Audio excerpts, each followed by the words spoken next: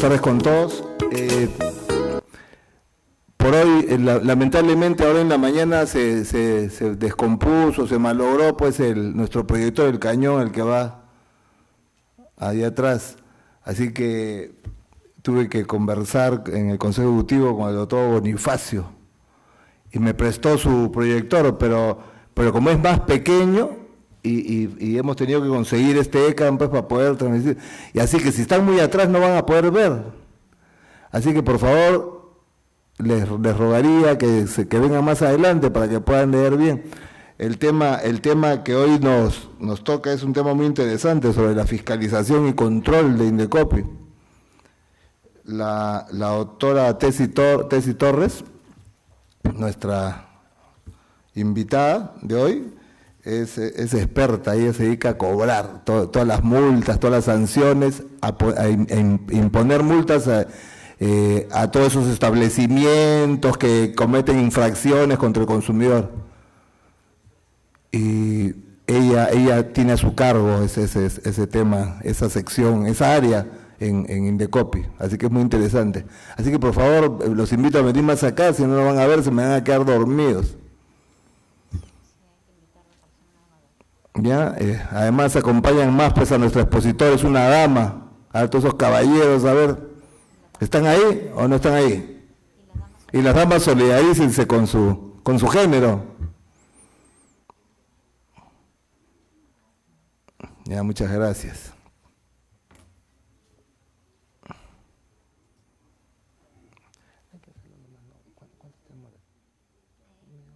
¿Cuánto necesitas tú? ¿Cuánto quieres? Para que puedas hacer preguntas, pedir, o sea, que te hagan preguntas, ¿no? Sí. Ya, bueno. Entonces, antes que nada, por favor, quisiera que le demos un aplauso y bienvenida pues a nuestra expositora, que generosamente nos está apoyando. Ya, también quiero saludar a todos los magistrados, personal jurisdiccional y administrativo de las Cortes de Ayacucho, Ica, Huaura, Moquegua, Huancavelica, Tacna y Sullana. Muchas gracias por estar en conectarse con nosotros. Bueno, ahora vamos a proceder a leer la hoja, el resumen de la hoja de vida de la doctora Tessy Torres. Adelante, Javier, por favor. Buenas noches. Magíster Tessy Torres Sánchez, abogada de la Pontificia Universidad Católica del Perú, magíster en gestión, cuenta con una experiencia profesional en diversas instituciones públicas en puestos de dirección y asesoría de alta dirección. Es especialista en el ejercicio de las funciones supervisora, fiscalizadora y sancionadora del Estado. Ha laborado como asesora de alta dirección del Ministerio de Transportes y Comunicaciones, en el Organismo de Evaluación y Fiscalización Ambiental, OEFA, como directora de Fiscalización y Sanción, y en el Organismo Supervisor de Inversión Privada en Telecomunicaciones, OCITEL, en el cargo de Gerente de Supervisión y Fiscalización. Actualmente es Gerente de Supervisión y Fiscalización del Instituto Nacional de Defensa de la Competencia y la Protección de la Propiedad Intelectual, Indecopi. Bueno, como verán, es una brillante profesional, una destacada funcionaria. El tema es el rol fiscalizador de Indecopi en materia de protección del consumidor. Un aplauso y adelante, doctora. Buenas tardes, gracias por permitirme compartir con ustedes estos momentos. Le comentaba al doctor que en realidad me reencuentro aquí con una cierta nostalgia porque cuando yo era estudiante lo que yo deseaba era ser juez, ¿no? Y unirme a la labor que ustedes hacen desde los diferentes escenarios de este poder del Estado. Circunstancialmente no pude lograr este deseo, pero de alguna manera me he reencontrado con esto a partir de esta labor que vengo haciendo hace años desde la administración pública, que es efectivamente el ejercicio de la función de supervisión, fiscalización y aplicación de sanciones, donde ustedes evidentemente se darán cuenta que de lo que se trata es de identificar infracciones y eventualmente ejercer la potestad sancionadora, ¿no? Entonces, como les decía, en este trabajo me siento muy a gusto, siento que es mi vocación y creo que hay mucho del lado del Estado por hacer aún en esos escenarios, ¿no? Para empezar, quería hacerles un comentario sobre la exégesis del área en la que yo estoy. Indecopi, desde su creación, un poco que se concentraba en resolver aquellas denuncias que los particulares le formulan o le plantean, ¿no? Cuando uno tiene algún problema, ya es de cualquier tipo, ya sea con el banco con el que trabaja, con la compañía de seguros que lo asiste, con Ripley cuando se compra algún artefacto, en fin, ese tipo de situaciones, ¿no?, en las que se generan algún conflicto, son aquellas en las que Indecopi se había concentrado, es decir, resolver aquellas insatisfacciones de los consumidores que se acercaban a Indecopi a trasladar sus reclamos o denuncias. A partir de esta gestión, desde concretamente marzo del año pasado, se crea la Gerencia de Supervisión y Fiscalización. ¿Y cuál es el objetivo de esta gerencia? No esperar que los consumidores vengan con sus denuncias, sino realizar una labor de investigación de aquellos temas que detrás podrían ameritar sanciones y que los afectados no necesariamente acuden a Indecopi o se enteran de que están siendo, digamos, afectados en sus derechos. Entonces, hay una nueva, digamos, refuerzo de esta labor de oficio que se realiza a través de la gerencia. Y la primera pregunta que nos hacemos cuando tenemos tantas normas que supervisar, ¿no?, como ustedes comprenderán, alrededor del tema de protección al consumidor, publicidad engañosa, hay N cantidad de normas que podrían ser vulneradas, es cómo definimos qué cosas supervisamos y qué no, ¿no? Es imposible, con los recursos que tiene el Estado, pretender poder supervisar todo de todos, ¿no es cierto? Entonces, una primera responsabilidad que tiene la gerencia es determinar qué cosa es lo que, en dónde va a intervenir, ¿no? Porque además, ustedes se imaginarán que la intervención del supervisor, como lo es de cualquier autoridad, afecta la actividad empresarial, ¿no? Si nosotros supervisamos un restaurante, no necesariamente el dueño del restaurante está interesado o tiene tiempo para atendernos. Entonces hay que ser muy selectivos a quienes realmente vamos a visitar con esta forma de invasión que tiene la autoridad de indagar dentro de estos negocios, ¿no? Entonces, lo primero que hemos hecho es identificar dos ejes a partir de lo cual supervisamos. El primero es, como ven acá ustedes, el que denominamos análisis de riesgo. ¿A qué denominamos análisis de riesgo?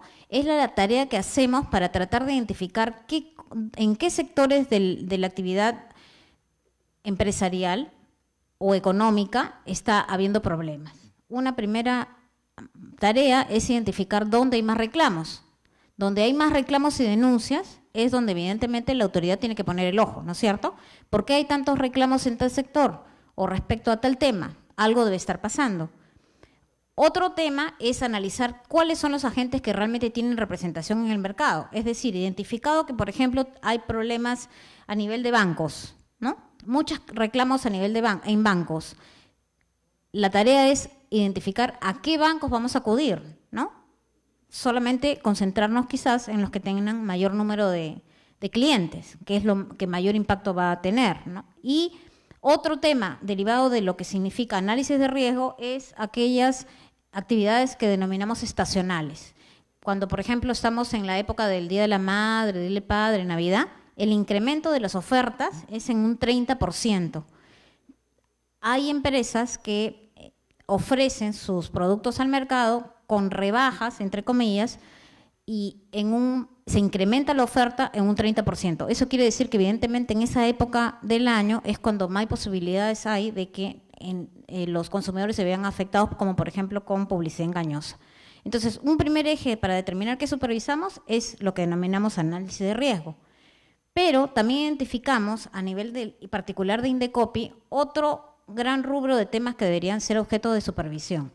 Y son los que conocemos como aquellos que están vinculados al fortalecimiento del principio de autoridad. ¿A qué llamamos los temas vinculados al fortalecimiento del principio de autoridad? Hay algunas iniciativas que son bandera del Indecopi. Uno de ellos es libro de reclamaciones, ¿no es cierto? Cuando alguien va a algún establecimiento y se da cuenta que el libro de reclamaciones no está o no se lo quieren dar, etcétera, etcétera, lo primero que piensa es dónde está Indecopi, ¿no? Porque asocia el tema del libro de reclamaciones con Indecopi. De la misma manera, lo que nosotros tenemos como una iniciativa puesta a disposición de los consumidores es el registro Gracias No Insistas, ¿no? ¿Saben qué cosa es el Gracias No Insistan? Que es este registro en el que cuando nosotros no queremos recibir publicidad a través de nuestros correos o nuestros teléfonos, registramos nuestros números en esta base de datos y aquellos que mandan publicidad masiva deben hacer un chequeo de estos listados para abstenerse de enviarnos ese tipo de publicidad.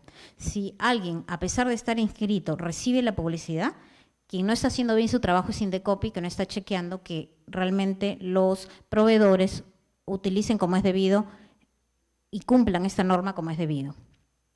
Otro tema es la verificación del cumplimiento de medidas administrativas.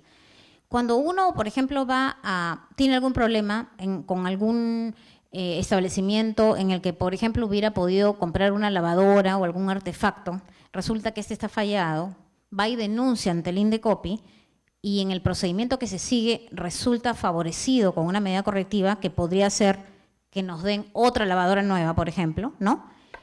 El tema es que lo que nosotros hacíamos hasta hace un tiempo es esperar que el propio denunciante, ante la evidencia de que la empresa no cumple con entregarnos la lavadora, tiene que volver a denunciar ante Indecopi el incumplimiento de la medida correctiva, ¿no?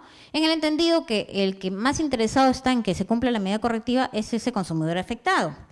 Pero a veces, en la medida correctiva, hay unos extremos que son de obligatoriedad de mayor alcance.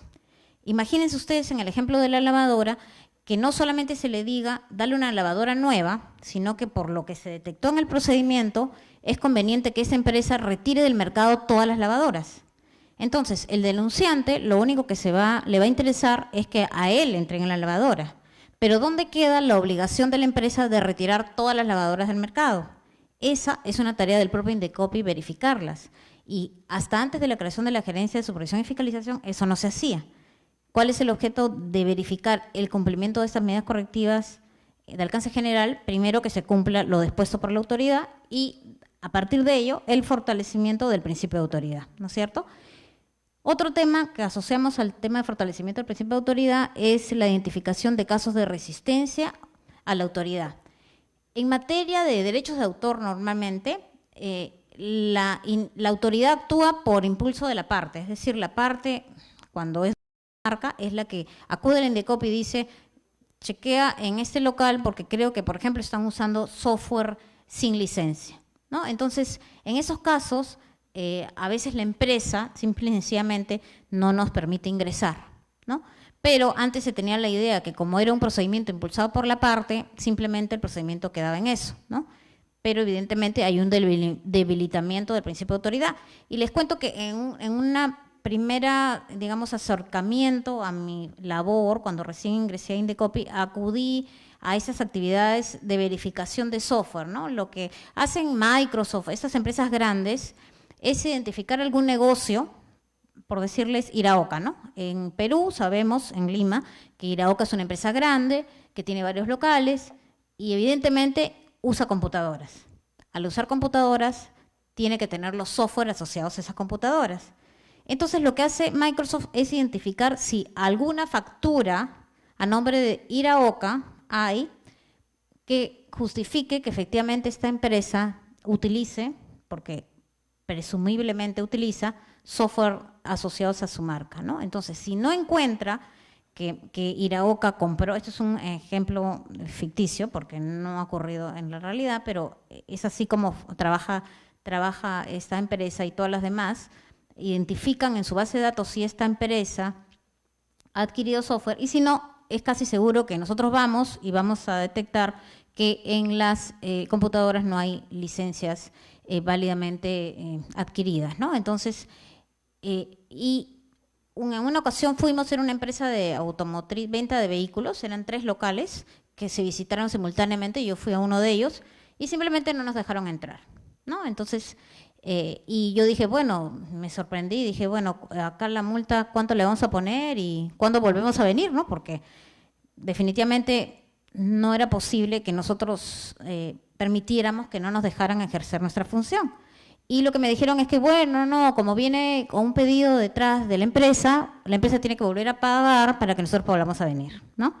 Pero a mí me queda clarísimo que todos los trabajadores de esa empresa y todos los clientes que estaban sentados en ese momento ahí, lo que estaban percibiendo es que Indecopi no lo dejaron entrar y que Indecopi se fue con las manos vacías, con lo cual, ¿qué pueden pensar de la autoridad? Entonces, era un poco cambiarles el chip y decirle, no, si a ti te están diciendo no, no entres, tenemos que hacer todo lo que está en nuestras manos para hacer prevalecer el principio de autoridad, ¿no? Entonces, nuestro interés en esos temas de resistencia a la autoridad también pasa por el tema del eje de fortalecimiento del principio de autoridad. Entonces, un poco resumiéndoles, el tema de cómo supervisamos, qué supervisamos, tiene ese enfoque, ¿no?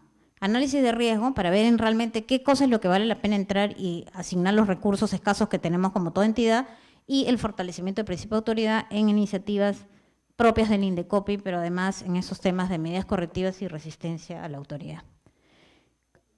Un poco para que se den una idea de, en lo que se refiere a análisis de riesgo, en dónde trabajamos, quizás no se ve bien ahí, pero esta, digamos, es el cuadro que representa los temas más reclamados dentro del Indecopi, ¿no? O sea, es decir, en aquellos temas que las personas más acuden a presentar denuncias. Estos son los top 10 de los más reclamados. Empieza por el financiero, ¿no? Está inmobiliarias, está educación, está seguros, está telecomunicaciones, solo por el tema de equipos, ¿no? Y es cómo medimos nosotras nuestra labor, que efectivamente las supervisiones que hagamos sean equivalentes en porcentaje de la participación de lo que esto nos está mostrando, ¿no? Es decir, si el más reclamado es bancos, a mayor número de supervisiones debe ir dirigida a ese sector, ¿no? Y así sucesivamente.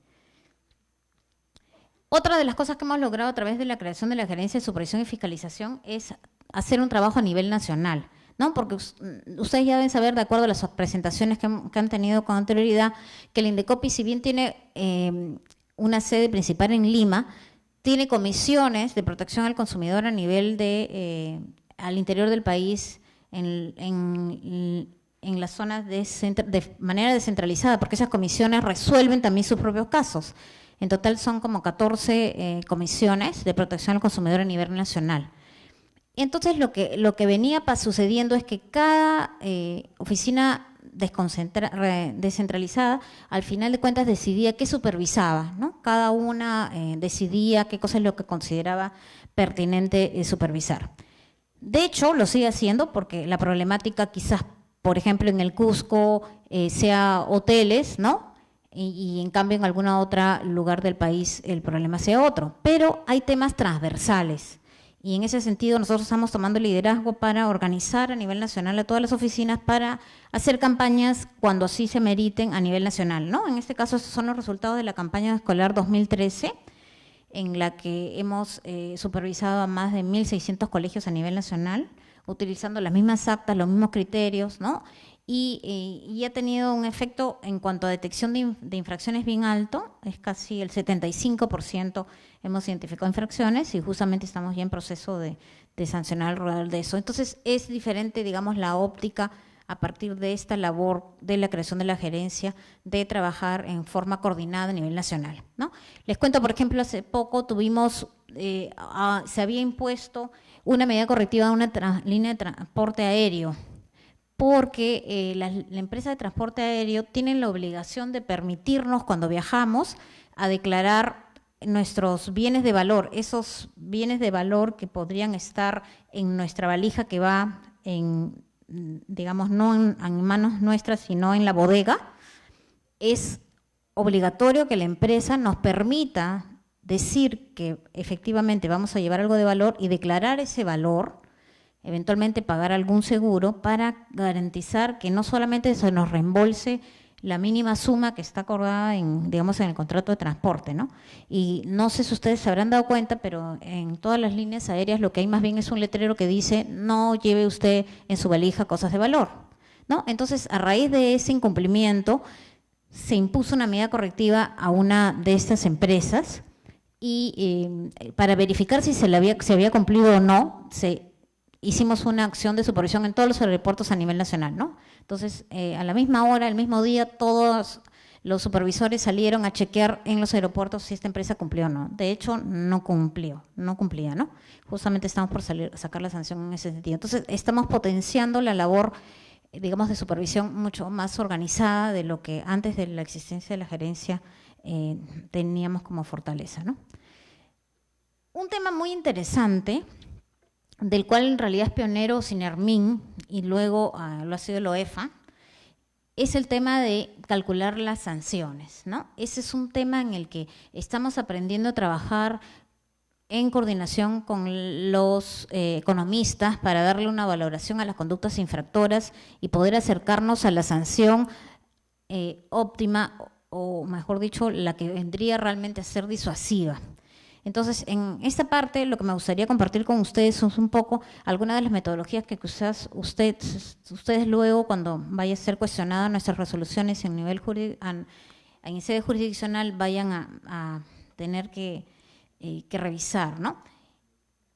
Y el tema pasa por una pregunta muy sencilla: ¿por qué tenemos que calcular una multa? ¿Por qué se hace necesario en el escenario de lo que es materia de protección al consumidor calcular una multa? Y la respuesta es porque en el caso del Código de Protección al Consumidor, la sanción se encuentra en rangos, ¿no? No es que haya multas fijas. Entonces, en la medida que se establece un rango, lo que tenemos que hacer es determinar para cada hecho infractor, dentro del rango, qué multa es la que en definitiva corresponde aplicar. ¿Y qué tenemos en el Código del Consumidor? Que las infracciones se dividen en leve, grave, muy grave. La leve ameritaría una sanción desde amonestación hasta 50 OITs, la grave hasta 150 OITs y la muy grave hasta 450 OITs, ¿no? Aquí yo veo una ventaja que cuando trabajé en OCIPTEL, por ejemplo, no teníamos. ¿Cuál era? Que aquí el piso no existe, ¿no es cierto? O sea, siendo grave, muy grave, ¿no? Podríamos irnos hacia abajo, ¿no? Sin que eso hubiera ninguna limitación. ¿Por qué veía yo eso una dificultad? En OCIPTEL lo que hay es que la grave va de 51 UITs hasta 150 y la muy grave va desde 151 hasta 450. ¿Cuál era la limitación de ese esquema de infracciones y sanciones, de esos rangos? Que cuando el mercado es heterogéneo, es decir, los agentes del mercado son diferentes en tamaño, en facturación, no necesariamente resulta siendo lo justo, lo pertinente, a pesar de que la infracción sea grave, de sancionar con 51 ITs, ¿no? Entonces, en el mercado de las telecomunicaciones, si bien inmediatamente pensamos en las grandes empresas operadoras de servicios móviles, hay que recordar que también bajo ese mismo régimen están las empresas que prestan servicio de radiodifusión de cable, que pueden ser empresas muy chiquititas, que pueden tener 50 abonados que están ubicadas al interior del país. Entonces, podría efectivamente que cometan una infracción grave, muy grave, pero no resulta siendo razonable imponerles multas, aun cuando fuera la más baja del rango, ¿no es cierto? 51 IT siendo grave y 151 es muy grave. Entonces, esto resultaba efectivamente para mí, que me enfrento ahora a la labor de hacer esos cálculos, más conveniente. Pero, sin embargo, igual surge la duda, ¿no? O sea, ¿hasta qué punto el hecho de que sea grave podría permitirme poner una OIT, ¿no? Entonces, y otra debilidad de este modelo en el código es que las conductas no están previamente calificadas como leve, grave, muy grave. A diferencia de los otros regímenes en el que sabemos que si hay un corte de servicio, por ejemplo en telecomunicaciones, lo que se califica eso es como muy grave, o si hay, digamos, un incumplimiento del estudio de impacto ambiental, también ya está previamente establecido que eso es grave o muy grave. En el Código del Consumidor las conductas no están precalificadas, ¿no? No se sabe, o sea, es decir, y eso también genera una discusión para nosotros los abogados, digamos, especialistas en derecho administrativo sancionador, porque hasta qué punto no se vulnera el principio de tipicidad, ¿no? Porque al final de cuentas el que va a ser sometido a un procedimiento por una supuesta infracción, solo cuando se le sancione va a saber si la conducta era leve, grave o muy grave, ¿no? Y eso también afecta el otro sentido que los regímenes de infracciones y sanciones deben tener en cuenta, que es el tema de que el infractor hace su cálculo mental, ¿no? Y dice, bueno, si yo cometo esta infracción, voy a recibir tanto de sanción, ¿no? Y eso hace que en definitiva decida si comete la infracción o no. Para ponerles un ejemplo, en el caso de cuando nos pasamos la luz roja y ya sabemos cuánto de multa nos va a llegar, ¿no es cierto? Ya sabemos que más o menos es alrededor de 300 soles, ¿no? Entonces eso nos hace de alguna manera disuadir nuestra conducta y corregirnos, ¿no? Porque ya sabemos que no estamos dispuestos a enfrentarnos a esa posibilidad. Pero imagínense en el que no supiéramos, ¿no? Que no supiéramos que son 300 soles, que no supiéramos, que pensáramos que es de amonestación a 450 UTs. No termina contribuyendo a lo que debería ser un régimen de infracciones y sanciones por el solo hecho de existir, es decir, que cause la disuasión por sí sola, ¿no? Acá es, como digo, ¿no? Es un tema a debatir. Por un lado, la afectación al principio de tipicidad, y por otro lado, que la idea de disuadir comportamientos a partir de la claridad de la tabla de infracciones y sanciones que podría corresponder al administrador no contribuye, ¿no? A ello. Entonces, ¿qué cosa es lo que primero que tenemos que hacer? ¿No es cierto? Primero es, ¿cómo aplico la escala? ¿Primero califico o primero calculo? ¿No? ¿Qué cosa es lo que nos toca hacer primero? Primero, para poder ubicarnos en los rangos, tenemos que calificar, ¿no es cierto? Entonces, la primera tarea que hay que hacer ya en el escenario del cálculo de la sanción, asumiendo que ya hemos pasado por todo el procedimiento sancionador, es determinar si la conducta va a ser leve, grave o muy grave. Entonces, una vez que nosotros identificamos cuál va a ser la categoría a la infracción le vamos a atribuir, es cuando nos correspondería hacer el cálculo, como les digo, ya sea dependiendo de lo que califiquemos, hasta 50 OIT, 150 o 450 OITs, ¿no? En el caso del libro de reclamaciones, ¿ustedes cómo calificarían los incumplimientos vinculados al libro de reclamaciones? ¿Como leve, grave o muy grave? Ustedes saben que el libro de reclamaciones es la herramienta que, primero, la obligación asociada ahí es tener el aviso, tener el libro, ¿no? Responder en 30 días la respuesta al consumidor. Fundamentalmente son a la fecha esas tres obligaciones, ¿no? Entonces, la primera tarea es determinar esto.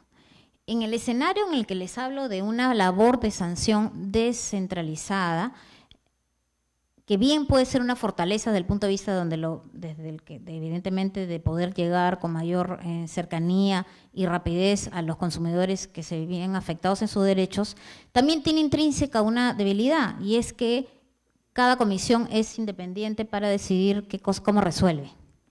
Entonces, en el tema del libro nos hemos encontrado con esas diferencias. Algunas comisiones al interior del país han considerado que las conductas del libro son leves, otras graves, ¿no?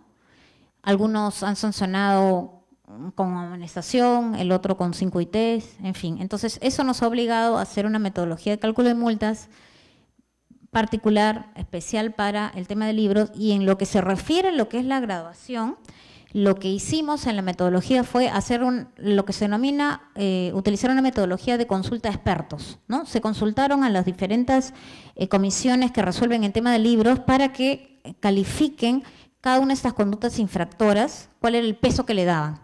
El resultado de la encuesta fue que todas las infracciones asociadas a libros son leves, es decir, van de amonestación a 50 OITs, ¿no? Entonces, eso está incorporado en este decreto supremo que, como le comentaba el doctor, próximamente debe estar publicándose en el peruano, y que corrige algunas imperfecciones de la norma vigente y que esperamos también contiene unas herramientas bien interesantes de supervisión, pero que quizás más adelante, si les interesa, le puedo comentar. Entonces, como le decía, la primera tarea para calcular multas es primero determinar si la conducta es leve, grave o muy grave, porque eso no viene señalado previamente por la norma en materia de protección al consumidor. Ahora, una vez determinado cuál es el grado de lesividad que tiene la conducta, leve, grave o muy grave, ¿cuáles son los criterios que tenemos que considerar para graduar la sanción?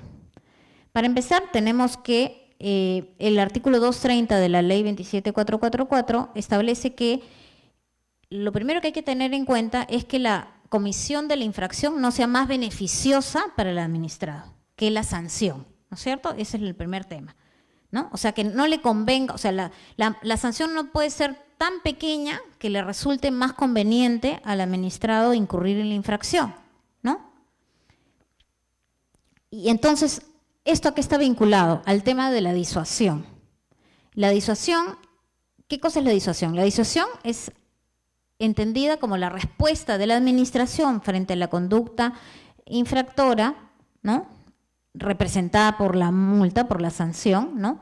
Que desaconseja al proveedor la comisión de la conducta infractora, ¿no es cierto? Entonces, en la medida que la sanción resulte realmente desincentivadora, es que estamos ante una multa que llamaremos disuasiva, ¿no? Para disuadir una conducta, ¿qué cosa es lo que debe hacer la autoridad? En primer lugar, tiene que poder detectar la infracción, ¿no es cierto? Si no puede detectarla, simplemente no hay posibilidad de pensar en la posibilidad de disuadir nada, ¿no? Tiene que tener la capacidad para dar una respuesta inmediata, oportuna, ¿no? Es diferente pues que nosotros nos pasemos la luz roja y que la multa nos llegue de acá a 3 años, a que ahora como sucede que prácticamente me paso la luz roja y llego a mi casa y ya está la multa, ¿no es cierto? Ya nos la notificaron, el efecto es completamente distinto. Entonces, acá no siquiera hemos llegado a la sanción, ¿eh? Acá simplemente estamos en el escenario de la actuación rápida, que ya solo ese hecho ya nos hace inhibirnos de cometer la conducta infractora, ¿no? La respuesta inmediata, como les digo, para que debe incluir una sanción, ¿no es cierto? Si el administrado percibe esto, es que realmente estamos ante una actuación de la administración que contribuye a la disuasión de las conductas infractoras. En lo que se refiere a la sanción propiamente dicha, hay sanciones no pecuniarias como la amonestación, pero que está asociada en el régimen de infracciones y sanciones del Código solo a la multa leve, y la pecuniaria, ¿no? Que es aquella que afecta, ¿qué cosa? El bolsillo, ¿no? La sanción pecuniaria es la que afecta el bolsillo. Cuando ya vamos a entrar a lo que se refiere al cálculo de multa, ¿qué cosa es lo que tenemos que tener en cuenta cuando calculamos una multa? Primero, que tiene que ser un castigo. Si no es castigo, no estamos hablando ante una sanción. Por eso incluso doctrinariamente se discute si la amonestación es o no es un castigo, ¿no? ¿Es un castigo la amonestación? ¿O simplemente es así una tarjeta amarilla, ¿no? Eso es un tema, pero sin embargo el código lo considera efectivamente una sanción. Ahora, quizás en el sistema de protección al consumidor sí podríamos asimilar una sanción. ¿Por qué? Porque el INDECOPI cuenta con una herramienta que se llama Mira a quién le compras. En el Mira a quién le compras está todo el ranking de todas las empresas que han sido sancionadas, incluso con amonestación. Entonces, de alguna manera sí se le está dañando, ¿no es cierto? ¿No? Entonces, aun cuando la amonestación en sí mismo podría dudarse si es un castigo o no, dado que está asociado a esta publicidad de la resolución, que incluso cuando amonesta es puesta en este registro, mira quién le compras, podría considerarse que sí hace un daño, ¿no? Entonces, sí sería un castigo. El otro tema asociado a la multa, al cálculo de la multa, es que en la multa debe estar la externalidad negativa de la conducta infractora. Ahora lo vamos a ver con más detalle. La externalidad negativa de la conducta infractora es el daño que causó, ¿no? El daño que causó debe estar contenido en la multa y debe de ser tan fuerte el castigo, la multa, que contribuya a evitar que la conducta infractora se vuelva a repetir. Y además esto va asociado a una mejora de la predictibilidad, ¿no? El administrador sabe qué esperar cuando le van a imponer va a cometer una infracción, ¿no es cierto? Ahora, ¿cuáles son los criterios de gradualidad que establece el código, ¿no? El código establece como primer factor de gradualidad el beneficio ilícito obtenido por el proveedor, el segundo es la probabilidad de detección, el tercero es el daño resultante de la infracción, los efectos que la conducta ha tenido en el mercado y la naturaleza del perjuicio causado, ¿no es cierto? ¿No? Esto es del 1 al 5, estos son los criterios que el código dice que debemos usar. Otros criterios que la autoridad decida. ¿Qué dice la ley 27444? La ley 27444 tiene una particularidad. Primero, que dice que los criterios de gradualidad, ¿no?, deben ser aplicados en orden de prelación. ¿Qué significa en orden de prelación? Que el primero es de mayor peso, ¿no es cierto?, que el último. Y el orden es algo distinto a lo que establece el código. El código, en primer lugar, dice beneficio ilícito. Es la ganancia que indebidamente obtiene la empresa con la infracción. En cambio, en la Ley de Procedimiento Administrativo General dice que es la gravedad del daño causado, ¿no? El perjuicio económicamente causado, la repetición de la conducta, las circunstancias de la comisión de la infracción y el beneficio ilegalmente obtenido está en el quinto lugar, ¿no? Entonces, ¿qué quiere decir? Que en realidad la gravedad del daño es lo primero que debería de valorarse, lo que mayor peso, y en el escenario del código eso está en tercer lugar. Entonces, la primera pregunta que surge ahí, aquí, dado que la Ley del Procedimiento Administrativo General en lo que se refiere a potestad sancionadora es la norma que por debajo de la cual ninguna entidad debería estar, ¿no es cierto? Eso significa que el código está, digamos, no está respetando o se aparta indebidamente del orden de prelación establecido en la 27444, ¿no? Eso es un análisis que también es materia de debate, ¿no? Hasta qué punto, si es que la Ley de Procedimiento Administrativo General establece la línea mínima a favor del administrado, si es que no se tergiversa eso cuando hay normas especiales que establecen otro tipo de factores de gradualidad con un distinto peso al que establece la Ley de Procedimiento Administrativo General, ¿no? En todo caso, nosotros nos regimos por lo que dice el código, ¿no? Y en ese sentido, como les decía, el primer factor a considerar es beneficio ilícito, ¿no? ¿Podrías entrar al hipervínculo del primero? Debajo, en el azul. No. ¿Sigue con la pantalla abierta? No, sigue con la pantalla, toda la... Ajá. El hipervínculo está ahí mismo en esa diapositiva, por favor.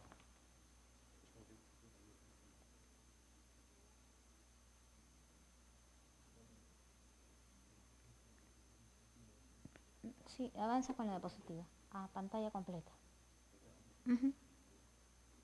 Sí, avanza, por favor. Sí, avanza.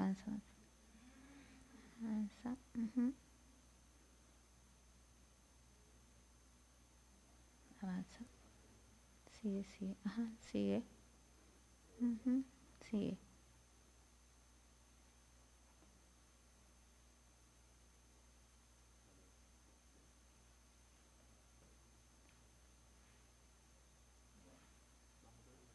Sí, sigue. Sigue. Sigue la que sigue. Ajá, ahí, entra en el 1. Pon el mouse en el 1, debajo de lo que está. Ahí, exactamente. Ajá, sí. Entonces, como les decía, el código habla de beneficio ilícito, ¿no? ¿Qué cosa es lo que nos dice otra vez la Ley de Procedimiento Administrativo General? Que la conducta infractora no debe ser más beneficiosa, ¿no?, que la multa a imponerse, ¿no? Que ese es un criterio a considerar. ¿Esto qué significa? Que este factor parte del supuesto que existen incentivos económicos para cometer la conducta infractora, ¿no es cierto? Entonces, ¿cómo se estima ese beneficio ilícito? A partir de la ganancia que recibe el infractor de evadir la norma. Vamos a poner un ejemplo, ¿no? El día de las elecciones me invitan a mí a dictar una charla en el extranjero, ¿no? Y todo pagado, y me van a pagar $100 la hora por la exposición. Y la multa por no votar asciende a 72 soles. ¿Qué me conviene hacer? ¿Irme de viaje con todo pagado y recibir los $100 o pagar los 72 soles, o mejor me quedo y no voy? ¿No? El análisis en ese momento es precisamente con qué gano más, ¿no? Es evidente que me conviene irme porque voy a ganar más que quedándome. Entonces opto por no votar. Si el Estado quisiera que incluso en un escenario en el que a mí me ofrezcan irme de viaje y pagarme $100 la hora, yo me quedara a votar, la multa debería incrementarse tanto como para lograr que sea más perjudicial que lo que yo ganaría yéndome, ¿no es cierto? ¿No? Entonces, Esa es la manera como debemos de calcular el beneficio para el momento de la multa, ¿no? La multa debe contener un monto mayor que lo que la persona ganó al infringir, ¿no? ¿Cómo se calcula el beneficio ilícito? ¿No? Primero, estimando los costos evitados. ¿Cuándo estamos en un escenario de costos evitados? Imagínense un ejemplo de que sí ocurrió en la realidad, en la que una empresa de telecomunicaciones tiene que desarrollar un software para cumplir con alguna norma, ¿no? De incluir una tarifa en particular, nueva, lo que fuera, ¿no? Y prefiere ahorrarse el costo de invertir en ese software. La multa tiene que estar por encima de ese costo evitado. El costo evitado es lo que ella se ahorró por implementar el software. Si la multa va a estar por encima de este costo evitado, ella se va a decir, no, yo prefiero invertir porque lo que me va a caer como sanción va a estar incluso mayor a lo que yo evito gastar. Entonces, cuando hay costo evitado asociado, hay que tener en cuenta ese costo, calcularlo para sobre ello imponer la sanción. Los costos postergados. Costos postergados son aquellos en los que, si bien los hago, ¿no? Gasto, no lo hago en su oportunidad. Ahora lo van a ver en el ejemplo de educación. Y la ganancia ilícita, siguiendo con el ejemplo de telecomunicaciones, es cuando aplico una tarifa indebida, ¿no? Había escenarios, ¿se acuerdan? En el que habla lo que quieras, en lo que pasada una hora determinada uno podía llamar al extranjero o N cantidad de horas y eso significaba un costo. En algún momento las empresas no respetaron esas tarifas y evidentemente al cobrar más generaban una ganancia ilícita, ¿no? Un incremento en sus ingresos derivado de no aplicar la tarifa correctamente. En este ejemplo, de lo que se trata es de un centro educativo que opera sin licencia, ¿no? ¿Cuáles serían los costos evitados en el caso del centro educativo que opera sin licencia? ¿Qué cosa es lo que se evitó el centro educativo? El trámite ante la municipalidad para obtener licencia, ¿no es cierto? Todo ese costo asociado a obtener la licencia debe estar incorporado en la sanción, ¿no? Si eso equivaldría a 1.000 soles, esos 1.000 soles deberían formar parte de la sanción, ¿no? Para llegar al monto final. Por lo menos esos 100 soles deben estar incorporados, ¿no? ¿Y cuál sería su ganancia ilícita del colegio que está operando sin licencia?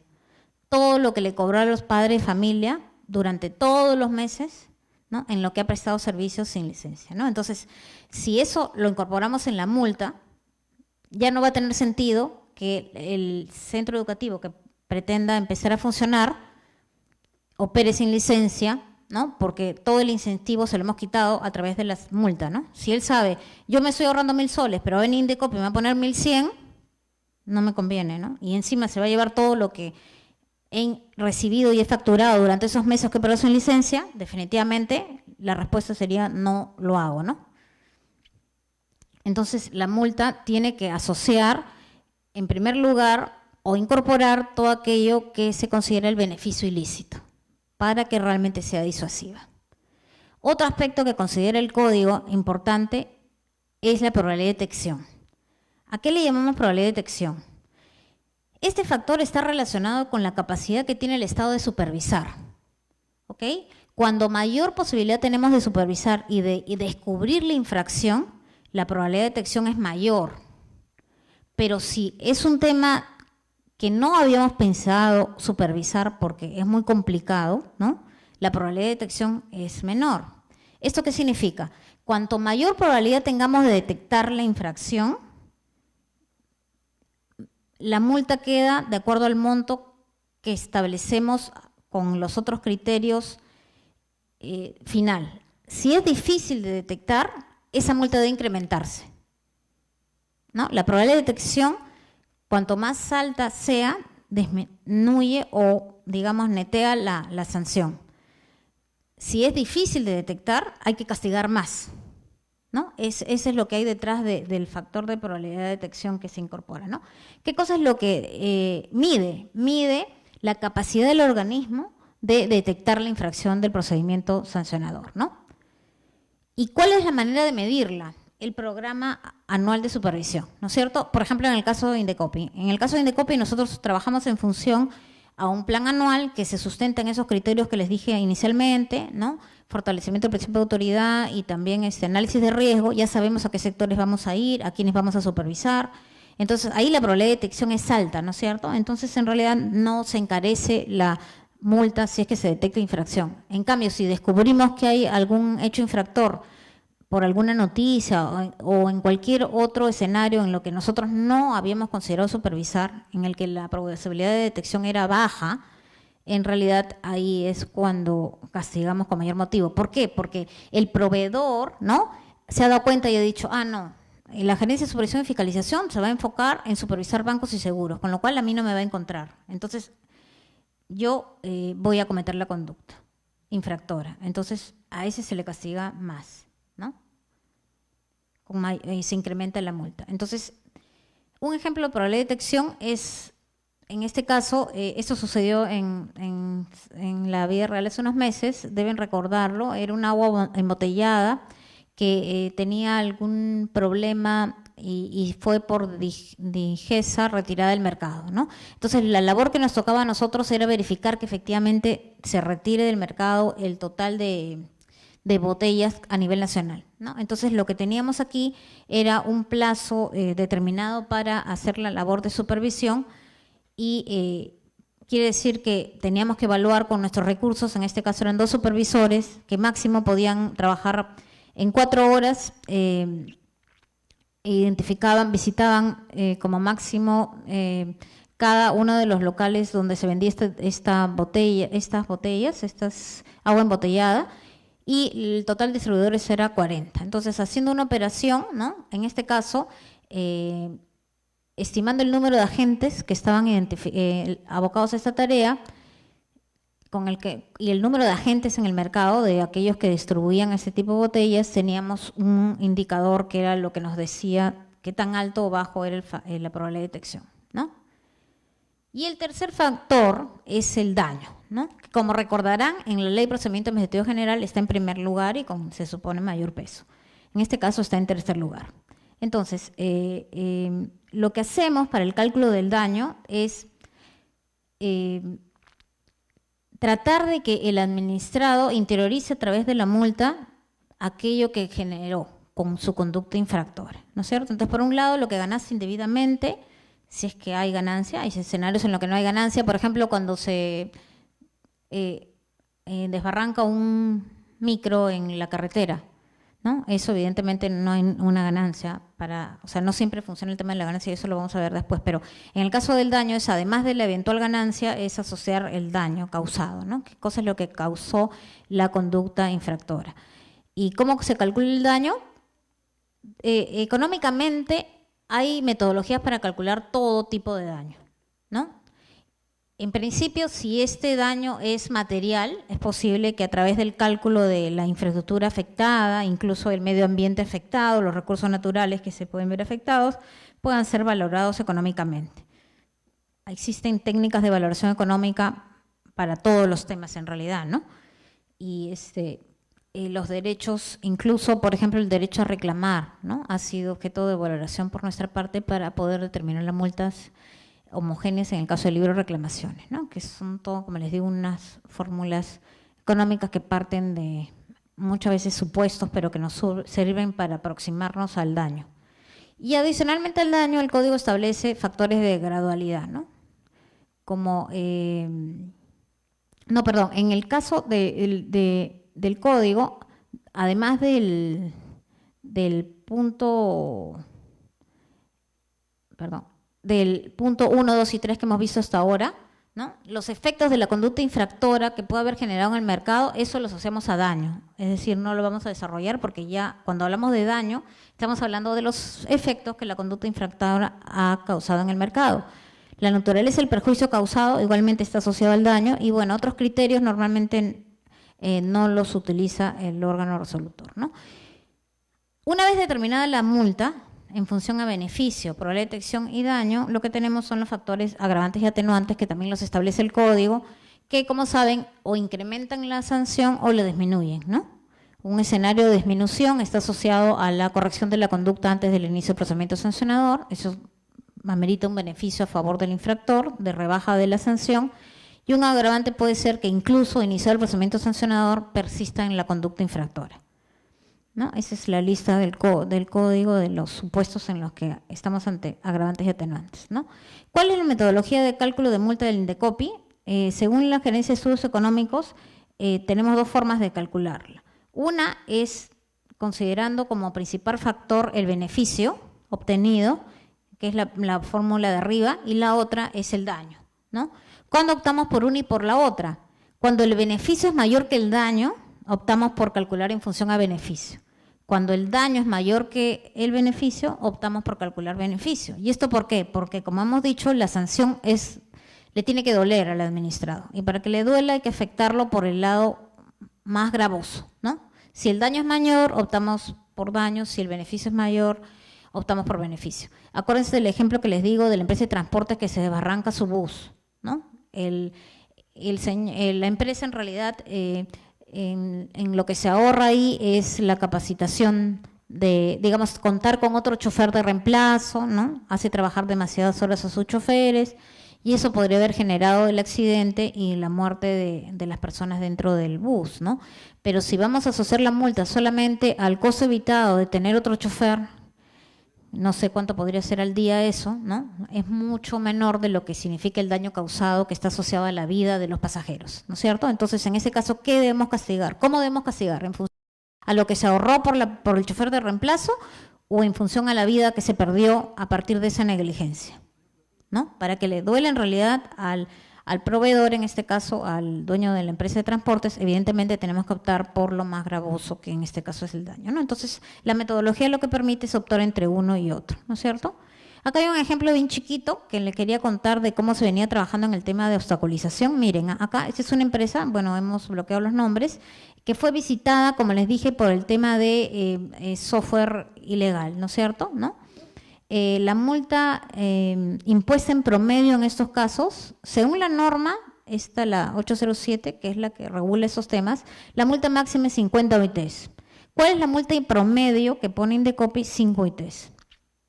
5 UITs, ¿no es cierto? Por obstaculización a la acción de supervisión. Es decir, no nos dejaron ingresar al local para ver si efectivamente tenían software ilegal. Si hacemos un análisis, y la sala confirma, ¿no? Confirmó la sanción de la multa de 5 ITs, ¿no? Y destaca que la multa debe ser desincentivadora de la conducta, etcétera, etcétera. Pero si hacemos un análisis, que es lo que empezamos a trabajar nosotros en la gerencia, de el tamaño de esta empresa en particular, ¿no? Esto se hizo asociado a la empresa, esta empresa de la que les acabo de mencionar, es una empresa X, pero por su tamaño y por su facturación nos permitió hacer ese ejercicio. Una empresa de ese tamaño en el mercado tiene estos tipos de software, ¿no? Unos software que deberían haber alcanzado a la suma de más de $3,000, ¿no es cierto? Entonces, si hacemos la aplicación del beneficio, o sea, ilícito, es decir, la ganancia que es lo que se ahorra, ¿no? En realidad la multa debió ser 19 UITs para que realmente sea disuasiva, ¿no? ¿Cuánto impone de multa el órgano resolutor? 5 ITs en esos casos, porque no está utilizando las herramientas de cálculo adecuadas. Incluso en un caso, el que cierra la puerta fue el gerente general, y ahí sí la sala puso 8 ITs. 5 ITs pone siempre, 8 porque el gerente fue el que obstaculizó la acción de supervisión. Entonces, ¿ahora qué creen que hacen las empresas? ¿A quién hacen que nos cierre la puerta? ¿No? Simplemente ya no sale el gerente, ¿no? Entonces, acá tenemos una labor también con la comisión de hacerle ver que en realidad no está siendo disuasiva una multa de 5 ITs, si es que lo que debería haber sido en realidad era el ahorro ha significado casi 20 ITs, ¿no? Y bueno, en el tema de idoneidad, que para terminar les comentaba, aquí era una empresa en transportes en la que se perdieron 2 vidas, lo que se impuso como multa fue 40 OITs, y si hacemos un análisis económico estadístico del costo de la vida, en realidad lo que habría correspondido de multa eran 1.513 UITs, ¿no? Aunque ahí nos enfrentamos al tope de 400 UITs. Entonces, lo que quería destacar aquí era que quizás con el tiempo ustedes se enfrenten a resoluciones que son impugnadas por el tema de cálculo de multa económico de la multa, ¿no? Pero hay que familiarizarse mucho ya con estas metodologías de cálculo económico, porque lo que intentan hacer precisamente es que las multas que impongan INDECOPI en definitiva resulten siendo disuasivas. Y eso era todo de parte mía en cuanto a la presentación, y si tienen alguna pregunta, ya sea alejada del tema, encantada de contestarles. Gracias. Un aplauso para nuestra expositora. A ver, ¿quién desea hacer preguntas? Pero como una reflexión a todo esto, es verdad, pues, ¿no? Yo particularmente estimo que las multas al comienzo son disuasivas, pero después se tornan educativas. Justo me lo pintó bien claro la doctora cuando estábamos antes de venir acá. Me hizo recordar el tema de los cinturones de seguridad en los vehículos. Al comienzo nadie quería, pero la multa era alta. Así que, y bueno, y después de ese miedo de abrocharse el cinturón en el vehículo por temor a la multa, por evitar una multa, después ya se nos hizo una costumbre. Ahora ya no necesitamos ninguna amenaza para cuando subimos a nuestro vehículo, inmediatamente, automáticamente nos abrochamos el cinturón, y que es una medida de seguridad. Igual es en esto también. Igual también lo mismo tiene que ser, por ejemplo, cuando expedimos alguna sentencia. Por ejemplo, en penal, pues, o sea, si a alguien que está por robo agravado, a un sujeto que ha sido condenado por robo agravado, le ponemos 2 años, o 2, o cualquier pena que es condicional, entonces le va a salir más barato volver a robar, pues, porque yo voy, asalto un banco, robo a alguien y salgo rápido. Es igual, o sea, la equivalencia tiene que estar en eso, no solo en el daño infligido, sino también debemos ver el futuro, ¿no? ¿Qué va a pasar si nosotros actuamos con la mano muy blanda? Por eso siempre es recomendable ser firme. Ser firme no quiere decir ser arbitrario, porque todo tiene parámetros, pero yo creo que el momento es ya tenemos el nuevo Código de Protección del Consumidor, y tenemos que nosotros como jueces o todos como personas de derecho debemos ser firmes a la hora de tomar decisiones, sobre todo ante estas conductas infractoras, ¿no? Bueno, acá había una pregunta de la doctora, hay que alcanzarle, por favor.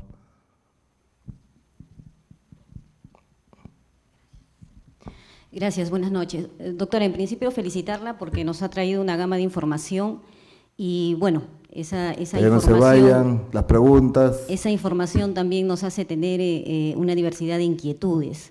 En principio, un pequeño comentario respecto a esta omisión o falta de tipificación, ¿no? Expresa respecto a las infracciones, lo que usted nos ha comentado, qué infracciones son leves, qué infracciones son graves y muy graves. Yo no sé si ya de repente hay resoluciones que están siendo impugnadas en la vía judicial precisamente por la vulneración al principio de tipicidad, que me parece que sí, efectivamente sería bastante cuestionable, y no solamente el principio de tipicidad, sino el principio de predictibilidad, que no solamente es aplicable en la vía judicial, sino también en la vía administrativa. O sea, digamos, si no hay este establecimiento regulatorio en la norma, queda o cae prácticamente en el criterio de la administración de qué infracciones pueden ser consideradas leves, graves o muy graves, ¿no? Y es más, habla usted de unas oficinas que no sé si son descentralizadas o desconcentradas, porque hay una cierta diferencia en ello, ¿no? Y puede ser que el administrado ya ni sencillamente sea sancionado de acuerdo a una cuestión, entre comillas, de suerte, de dónde se encuentra y cuál va a ser la oficina que lo va a sancionar, porque usted muy bien dice que algunas veces es considerado alguna infracción como leve y en otros casos como grave, ¿no? Entonces, a mí me parece que sí es un punto bastante importante que en todo caso debería ser de alguna manera solucionado. Y obviamente me parece que a través de una modificación del código, ¿no? Ahora, en otro punto, respecto a estas intervenciones que ustedes hacen o visitas que ustedes hacen a las empresas, cuando no les permiten el ingreso, más allá de la multa por obstaculización, ¿cuál es el sustento legal, ¿no?, en el cual Indecopi, la administración, se podría amparar para precisamente permitir el ingreso? o ustedes requieren de una autorización judicial para ello. Y una pregunta también, si me permite, ya estrictamente en un caso práctico, respecto a, por ejemplo, hay algunos casos que tiendas, por ejemplo, como Ripley, como Saga, ha existido oportunidad en que en los estados de cuenta, por ejemplo, de repente aparece el cobro por un seguro de vida, ¿no? Entonces uno hace un reclamo y dice, ¿sabe qué? Yo nunca he hecho el contrato de este seguro de vida, ¿no? Pido por favor que me lo retiren, y obviamente retienen también el cobro. Le piden a uno que presente inclusive una solicitud, ¿no? Se presenta, pero continúa, ¿no? Entonces, la pregunta sería, la sanción es obviamente para Ripley, que lo permite, pero también para esta compañía que figura en el estado de cuenta, me imagino yo. Muchas gracias. Bueno, en el orden de las preguntas, la primera sería el tema vinculado al principio de tipicidad y precisamente la predictibilidad que debería haber detrás de todo el régimen de infracciones y sanciones. La validación legal está en el código, en el sentido que el código dice que las conductas infractoras contenidas en el código podrán ser calificadas como leve, grave, muy grave, y no establece cuál es leve, cuál es grave o cuál es muy grave. O sea, digamos, hay una ley que está plasmada en el código que ya establece que este es el régimen sancionador que se aplica, y en esa medida no ha sido cuestionado, ¿no? Quizás hay una debilidad en la técnica legislativa, en la forma de legislar el tema, pero ha sido la opción y hasta ahora no ha habido ningún cuestionamiento legal en tanto está contenido así en el código. En cuanto a la función que hacen, en realidad hay oficinas regionales, pero que detrás de esas oficinas regionales hay comisiones que resuelven, ¿no? Que tienen el mismo peso que una comisión a nivel de Lima, ¿no? En Lima Sur hay 2 comisiones, en Lima Norte hay una, y hay 14 al interior del país, ¿no? Y ellos tienen autonomía. Y el tema efectivamente de lo que planteo, de que una puede resolver de una forma o de otra, quizás también se replica a nivel jurisdiccional en lo que pueden ser los juzgados cuando resuelven determinadas materias que son muy similares entre sí. La manera como estamos tratando de corregir eso precisamente es que cuando hay temas comunes, como por ejemplo libre reclamaciones, incumplimientos en el tema de farmacias, barreras burocráticas, hacer metodologías de cálculo que puedan ser utilizadas por todos. Con lo cual, un tema de libro, de falta de aviso de una bodega con determinada cantidad de ingreso en Piura o en Arequipa va a ser sancionada a través de esta metodología de igual forma, ¿no? Para que no hayan estas distorsiones. Y para eso también es importante el tema de la metodología de cálculo que nosotros estamos impulsando, ir aplicando de a pocos en todos los temas que son comunes y que se repiten en todas las ORIs, ¿no? Y en el tema de lo que usted menciona sobre la aplicación indebida del seguro, definitivamente es un cobro indebido y que si tiene los estados de cuenta me gustaría poder tenerlos para iniciar una investigación alrededor de eso, ¿no? Hay muchos temas financieros que estamos supervisando, pero esto nos permite casos individuales construir, porque estamos seguros pues que si lo hacen a uno, no solo es a uno, ¿no? En cuanto a la responsabilidad que podría corresponderle a la empresa de seguros, en el caso se debería determinar, ¿no? En el procedimiento en sí mismo, ver qué grado de participación puede haber tenido la compañía de seguros o Banco Ripley, ¿no? Eso habría que verlo y me gustaría después conversarlo. Lo del ingreso, cuando impiden sí, perdón. En el tema nosotros evidentemente podemos, como cualquier autoridad, acudir al apoyo que podría brindar la orden judicial o la policía, ¿no? Pero de hecho hay un régimen de infracciones y sanciones asociado a esas conductas que debería por sí misma servir de desincentivo, porque sin embargo hay una limitación. El 807, artículo 5, que es el que habla de los tipos infractores asociados a la obstaculización a la acción de supervisión, tiene como tope 50 OITs, que es una cosa que por ley queremos cambiar, ¿no? Porque 50 OITs puede resultar ser disuasivo para determinado tipo de empresa, pero hay otras en las que a veces, como yo digo, probablemente por la ventana nos pasen el sobrecito con las 50 OITs, porque eso no las va a convencer de que nos abran la puerta si es que detrás hay un cumplimiento de mayor envergadura que las 50 OITs, ¿no? Estamos justo en tratando de modificar ese artículo para poder elevar la multa. En escenarios extremos, como por ejemplo puede ser mercadería falsificada, etcétera, ahí sí acudimos a la autoridad para que nos acompañen y nos ayuden con el deserraje. ¿Alguna otra pregunta? Sí, ¿más preguntas? Bueno, si no hay ninguna pregunta, ninguna de las cortes tampoco que nos están viendo. Bueno, si no hay ninguna pregunta, quiero recordarles que la próxima semana va a ser jueves, no miércoles, sino jueves, y que va a ser una fecha que vamos a hacer en conjunto con Indecopi. El primer expositor va a ser el presidente de Indecopi, el doctor Eber Tazano, que amablemente va a venir el gerente general de Indecopi y otro funcionario más de la Comisión de Defensa de la Competencia. Va a estar muy, muy interesante y es importante pues porque vamos a poder intercambiar ideas con ellos, ¿no?